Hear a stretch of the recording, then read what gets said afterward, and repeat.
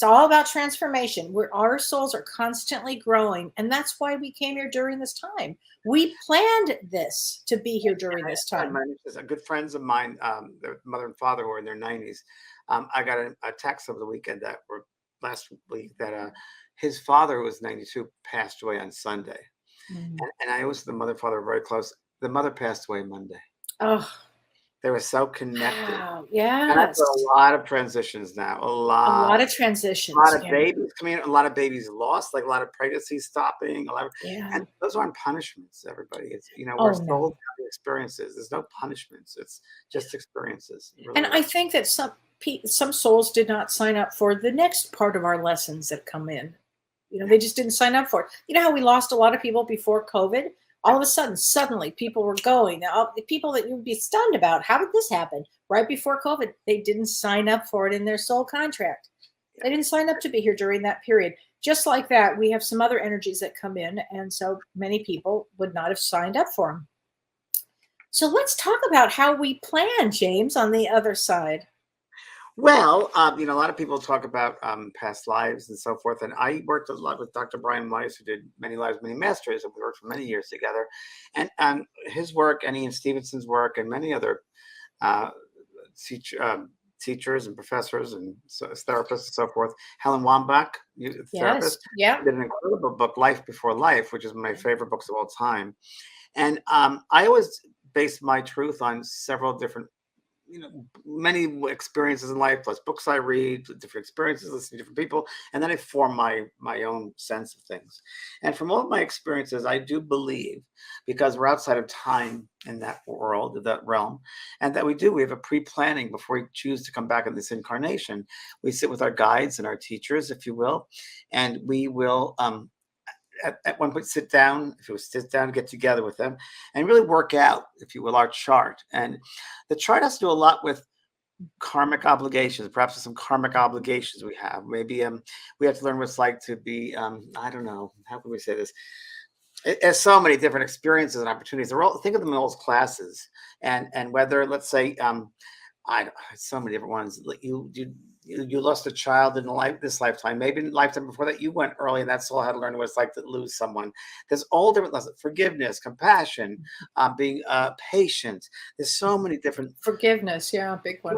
that classes that we sign up for, and we usually will sign up with those soulmates, friends, family members that we've lived with lifetimes before. So I like to simplify it, saying think of it as a stage play, and that we take on different roles in different lifetimes, because we have to learn what it's like to be a grandmother, who lost a daughter, to lose a son, or that something else happens in life.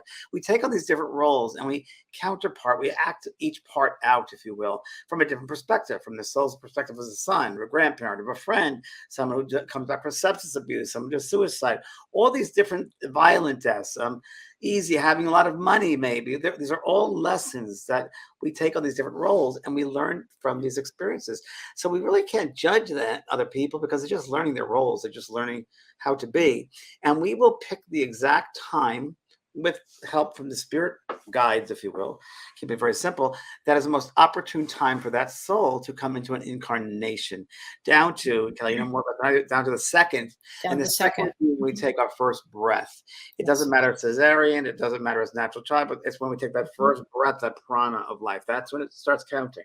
Now, so stillborn, abortion, miscarriages, those things are all, believe it or not, destiny. I believe Yeah. destiny. I do too. And I do believe that perhaps, because I read about this talking to heaven, abortion, let's say, miscarriage. I think that abortion itself, to me, when I've heard, is a lesson for the mother about self-worth, and that soul has chosen that now. This, when we say abortion, that soul isn't in the body. It's just material. It's just, Or also, sometimes the soul only needs a small amount of time to have that experience, and then decides to do something else. Exactly. And a miscarriage could be that it's preparing for the next soul to come through. It's preparing the body for the next soul to come in. Yeah, And that's what absolutely. it's just, and even divorce is agreed upon. There, all the experiences. Sometimes it's karmic. So, and let's think another lifetime, a past life, we went through this experience, these situations, and we chose a certain way. And because of the choice we made, maybe not great things happened to us or didn't happen to other people. in this lifetime, we'll have those opportunities again. And maybe we pass and we think, wow, I could have been better with that situation. I should have learned that. I should have been able to take that test and pass it over. I should have used more compassion. I should have used more forgiveness or understanding. If I do it again next time, maybe I'll have more of it. So what that does, it brings them, if you will, built up the soul personality. And we will have in the next lifetime that exact same situation or very close to it.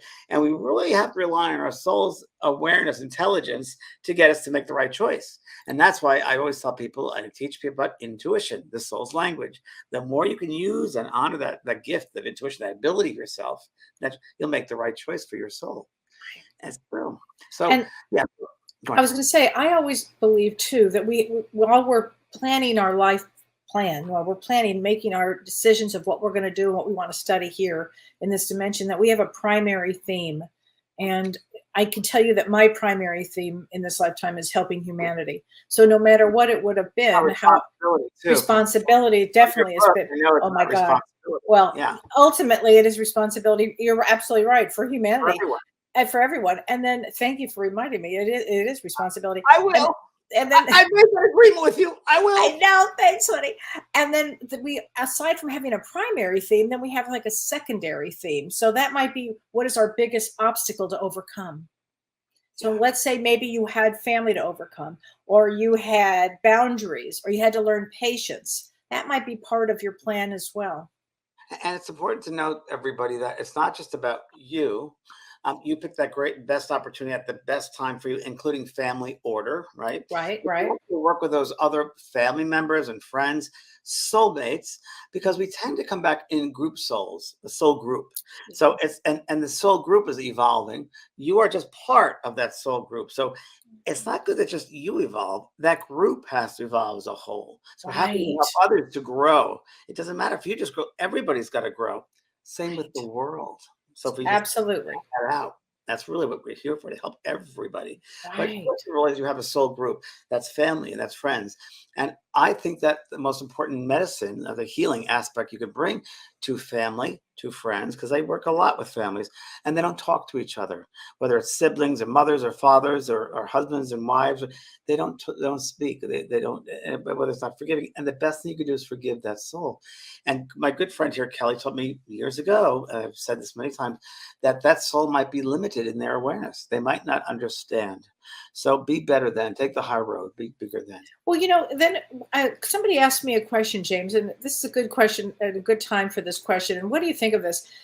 This is from Jacqueline Sherwood. And Jacqueline, I appreciate this question. She talks about being very anxious. And she says that when we transition, does the mind go with the soul? In other words, does our anxiety go with the soul when we pass away? Well, I'll tell you this. I think that, first of all, we got to understand that the soul is the mind is the soul, right? And the brain is an organ that dies of physical death. But within the mind has all those experiences, memories, personality, the awareness. So a part of that personality may be a sense of anxiousness. So you might think of yourself being anxious. It won't do much for you on the other side of life. It doesn't work anywhere with that. There'll be nothing. There'll be no feedback. Nothing will come from that. Same with, let's say you have in your mind, there's a memory of you like to drink, and you have a cocktail. Well, you might remember it as the taste of it, but it won't have a hit because you're not physical. I think that there are things like mental processes of working out. So that anxiousness is part of that personality. And when we pass to the side, we see things for what they are. Now we can choose if we want to hold on to those mindsets. And we could, if we want to, we can be with other anxious people too. But eventually it's going to wear out. Things get worn out. They do. You wear behaviors out. You wear memories out, if you will. And that will eventually get worn out because you don't need it anymore. It doesn't serve it. It doesn't serve a purpose. And it doesn't serve a purpose down here either on this earth. It's not anxious. It really doesn't. It's stress. I was just like Kelly before we went on. I said, I've really been a lot lately. It's been inspired.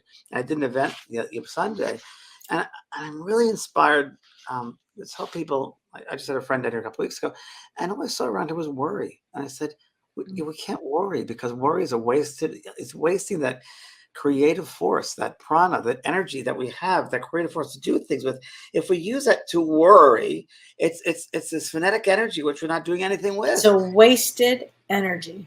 wasted energy. We can Mhm. turn that into creativity. We can turn that into making the world better for some people and animals.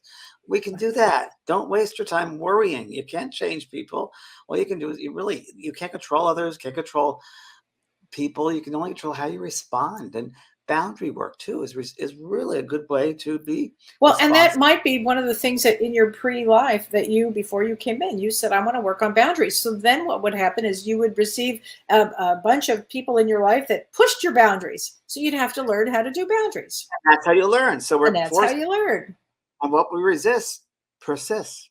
Oh, So so remember that true. what this persists. So that, as Clay said, the things that you have to learn, you have those scenarios to teach you that.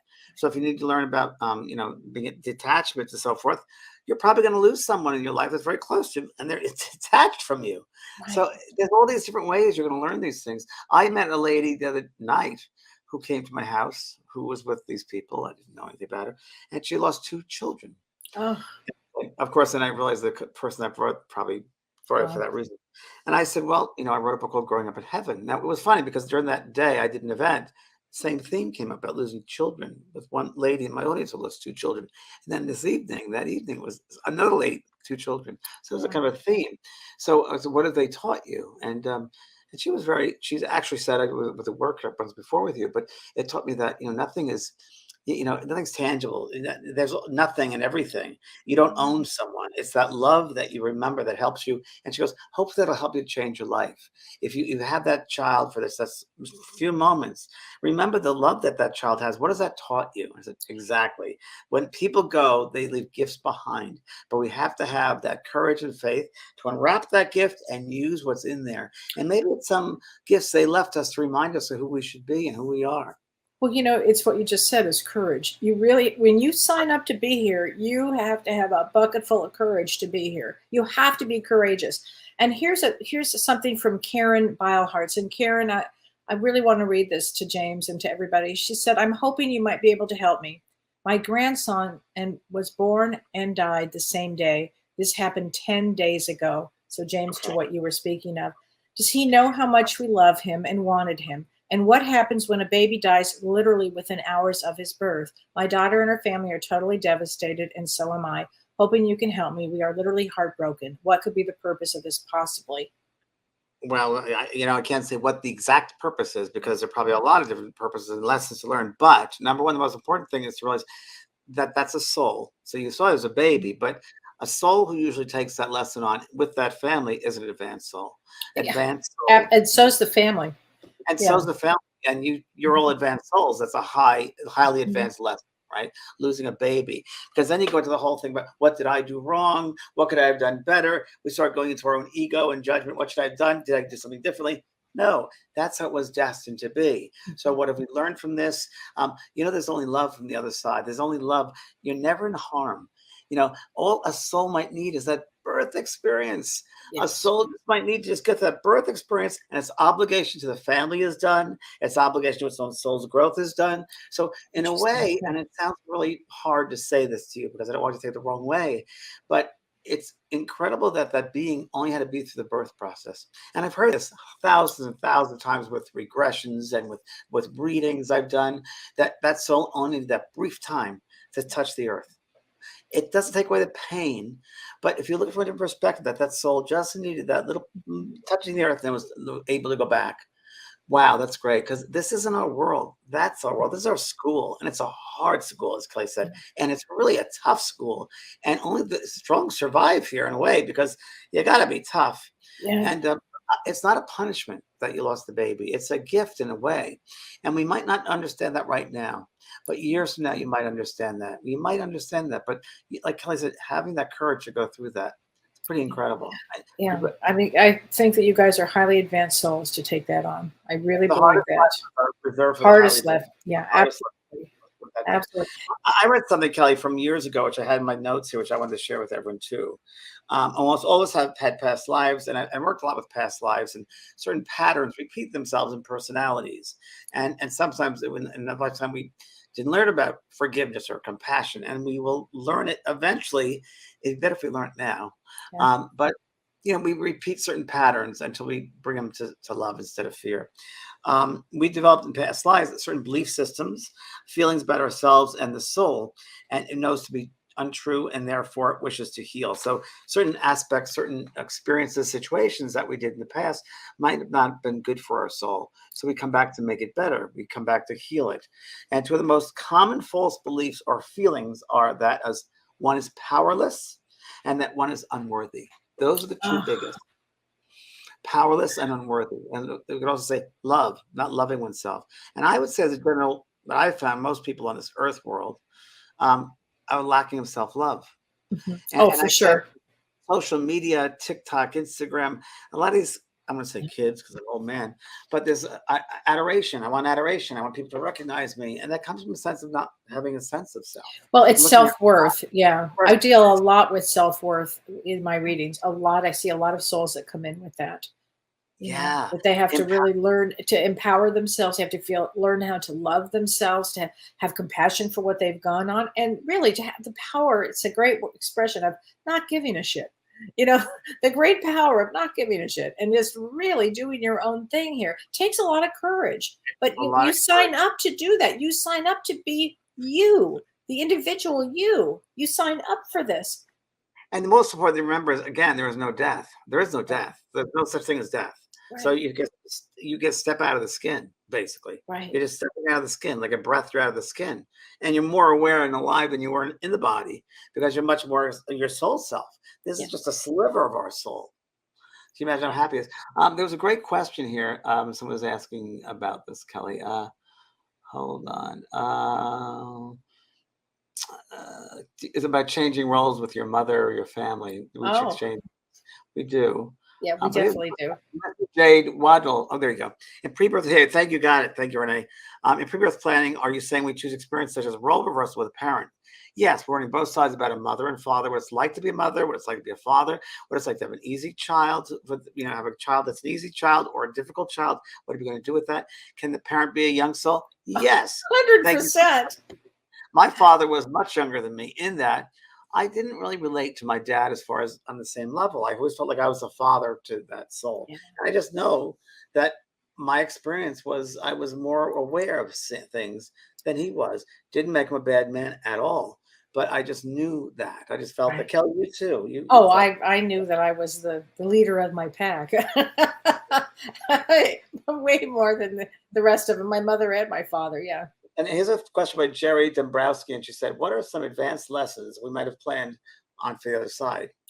Well, Let what do me you just give you an example of of an advanced lesson. The woman who just wrote that they lost their grandson, and after I think the baby lived for 10 hours or something, or 10 days ago.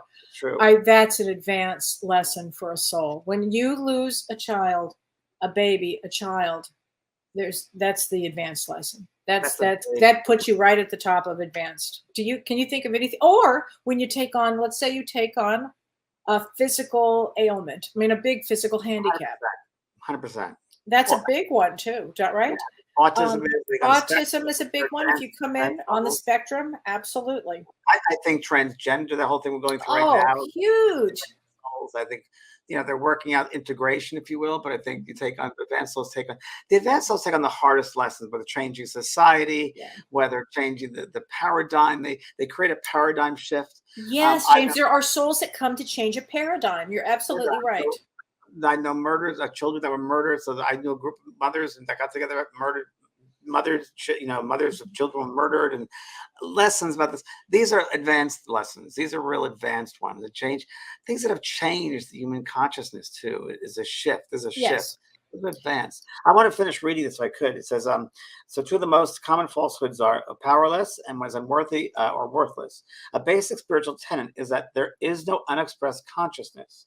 So if either of these beliefs or feelings is within your consciousness, regardless of whether it is the conscious, subconscious, or unconscious level, it will manifest in your life, sometimes in the form of a traumatic experience. From our human vantage point, that may seem harsh or punitive. The universe's intention, however, is to mirror you to you, so that any aspects of self that are indeed in need of healing will be brought into the light of greater awareness, where you may then set about healing them. This is one of the basic fundamental purposes served by life in a physical dimension. James, that is so right on accurate. So it's the law actually of abundance, because And what happens is it also, will come to you. it's true. And also, I read this thing here. I put this down my notes. At the most basic level, the pre-birth contract is the same for everyone. Embrace, transmute all discordant, unloving energies, including beliefs or feelings that are untrue and thus unloving towards self. Energies we have not transmuted from any life will come to us in this life, so they may be transmuted. We all requested this opportunity before we were born. Indeed, it was a prerequisite for birth into the physical realm at this time. This lifetime is therefore of primary importance in the cosmic calendar. We are here to integrate into the whole of our being, and in doing so, heal the remnants of all unintegrated energies from all our lives, both physical and non-physical. Wow.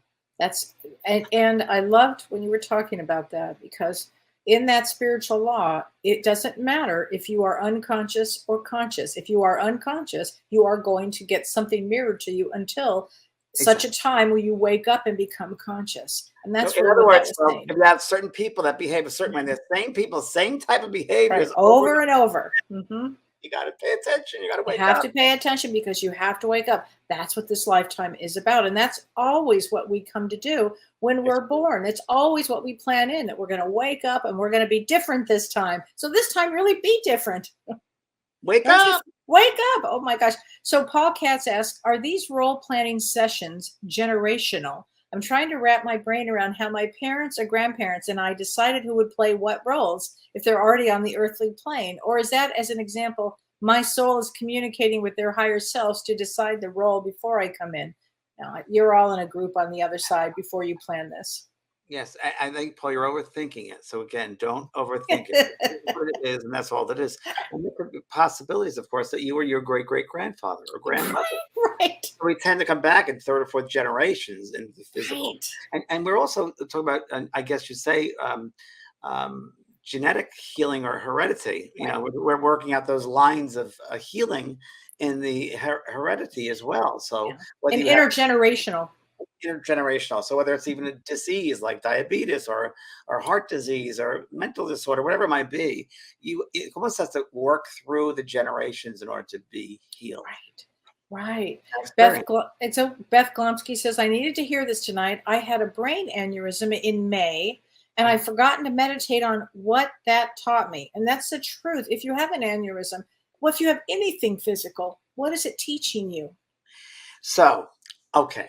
This brings you brought me back to a memory, Kelly White. You did that to me just now. Good. Many years ago, in a workshop, and I don't know where the workshop was, but when I do my meditations, of course, I don't remember the meditations; they're just on the spot. But you just opened up something in that space.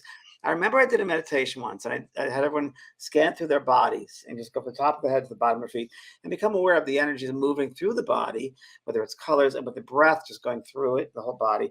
And if you come to a space in the body somewhere where there's like a little bit of, I guess you'd say, stoppage or a shortage of energy, or there's a blockage of some kind, and if it feels like it's not in balance and it's not at ease, what is that block about? So let's say that block is a blob or even a pimple inside the body. What's causing it? What is that pimple made of? What's the inside of that? What's creating that? And it was really interesting because they were all emotional charges that were not dealt with as people did this meditation. And I didn't know how it was going to happen, but they said, oh, well, this happened when I was 7 years old. This happened when I was 3 years old. Or when before I came back, I knew that my mother and father were going to be addicts, but I had to take this life on anyway to learn about the addiction and whatever it was. So that just reminded me of that meditation. And that's a good one, to scan yourself within and see what's not at ease. See what's imbalanced, and look and see what's causing that. What's the root problem? You can say, what's the root of it? And many times it's emotional. Many times it's emotional. Absolutely. And genetic healing. It could be you're healing from generations before, for sure. Wow. Oh my gosh. That was great, James. Thanks for that. Yeah, It's a good one. Renee Hansel says, potion. Renee says, hi, Renee Hansel. She says, would it be that maybe we come to assist our soul group here and are observing and holding space and energy? Absolutely. I think that's part of it, Renee. I think that's part of it, but we cannot forget about ourselves as well, because we wouldn't waste this valuable time on this earth plane just to help the soul group. In helping ourselves, we help the soul group. So it's almost like as we evolve, they evolve too. You can't just evolve separately. In some way, it's like somebody's got the soul and say, well, it's kind of like water. There's no limit to it. So it bleeds into each other. So you, believe it or not, whether you're conscious or not of your thoughts and your feelings, your family, your closest friends will feel that on some level.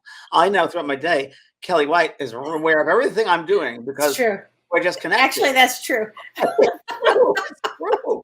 And the more we call each other at the same time. Amazing, we're the same colors in the show. It's because we're all connected, and the closer you are to someone, that vibration is closer. And I was just talking about this weekend, my Facebook Live I did for I'm doing an animal course, which is coming up. But in the course, I teach people or help them to remember, I should say, blending your thought with the thought of the animal and bringing them to that level where you become them, they become you. The living animals, by the way, the living and also the ones that are deceased. But I first teach you in this course about taking that thought vibration, that energy, and really sharing it with that loving being, that animal. And I did it with Maisie for years, and it works. And you can do you can do it. I mean, one exercise I was telling you about was go into a separate room in your house, and if you have a kitty or a dog or something in the house, sit there in another separate room and send them a thought about coming into that room, just coming to that room, and maybe doing an action like licking your hand or sitting down or hopping up in the bed or whatever it might be. And try it, because you'll be so surprised. And the more you communicate with them, like the way they receive it, it's always the human that blocks it, because the human judges things, where animals are just there. They're just beings. They're beings of light. So share that.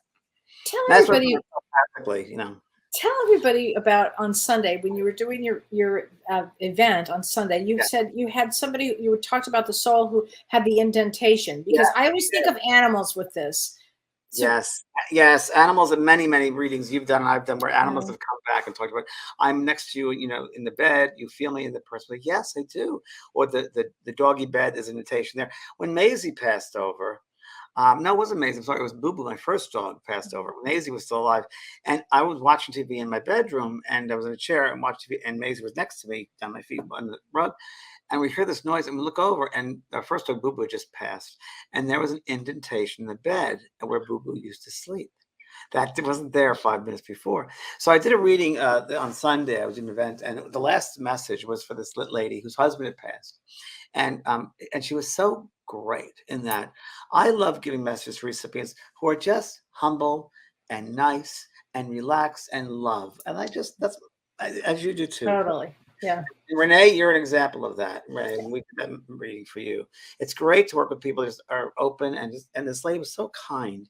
And you're able to bring more stuff in then when they're kind and open. Oh, easy. Yeah. The husband talked about how she wears his bathrobe to bed every night.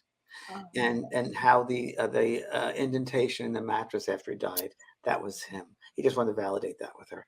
And that she smells his aftershave, and she smelled it 2 nights before, and she said yes. And then he said, but you went in the bathroom today and sprayed it, so you smelled it again. And she said, I did that this morning. Yeah, it's amazing, isn't it? I love that. Oh my gosh. Well, listen, everybody, have a great week. James, thank you so much. That was a great show. Thanks, Renee. Everybody. I'll see you Thursday. Everybody watch me on Ask Me Anything on Thursday. Can I ask you anything on Thursday? Ask me anything. Okay. You've been listening to Both Sides Now and Beyond, featuring spiritual medium and master teacher James Van Praagh and spiritual medium and psychotherapist Kellee White. That was great. Maybe we changed some lives. And maybe opened up some minds. Which way do I turn? Right. I mean left.